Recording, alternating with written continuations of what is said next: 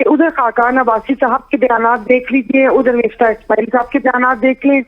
آج تو مشاہد حسین صاحب نے جو کہا ہے کہ جی بابر صاحب کی لڑائی ہم سے نہیں تھی، وہ انتقام لینا چاہتے تھے عمران خان سے اور ان کی حکومت گرانا چاہتے تھے اور ہم نے سہولت کاری کی.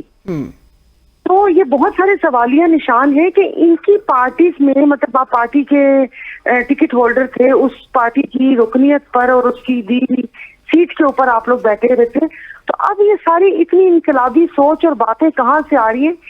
تو کچھ عجیب سا لگ رہا ہے مجھے. تو ایسے لگ رہا ہے کہ وہ جو ایک کنگز پارٹی بنائی تھی وہ پٹ چکی ہے. تو اب طریقے سے آپ بھی پچھلے دنوں بیانات دیکھ رہی ہوں گی کہ مصطفیٰ نواز کوکر ہو گئے کہ خاقان عباسی اور مفتاح کو لے کر ہم ایک نئی پارٹی بنائیں گے. اور آج میں نے سنا کہ جی علی محمد خان جیسے لوگ ہوں. تو کہیں یہ تو نہیں کہ مہرے وہی ہو، بٹ وہ کہتے ہیں چہرے پہ نئے مکھٹ پہن کر یہ لوگ واپس آ رہے ہوں مارکیٹ میں تھوڑی سی پالش کے بعد، اور دوبارہ مطلب اس کو مارکیٹ میں لے کر آ رہے ہوں. باقی چند صاحب کی بات سے بالکل اگری کرتی ہوں کہ ان کا بیانیہ پھٹ چکا ہے. وہ میاں صاحب کو جہاد پر نہیں گئے تھے کہ جو یہاں پر آ کے ان کا استقبال ہوگا. وہ عدالت سے ضمانت پر گئے تھے 4 ہفتے کی، اور الحمدللہ 4 ہفتے کی ضمانت 4 سال پہ محیط، بلکہ 4.5 سال. اس 4.5 سال میں صرف علاج نہیں ہوا، باقی سب کچھ ہوا ہے.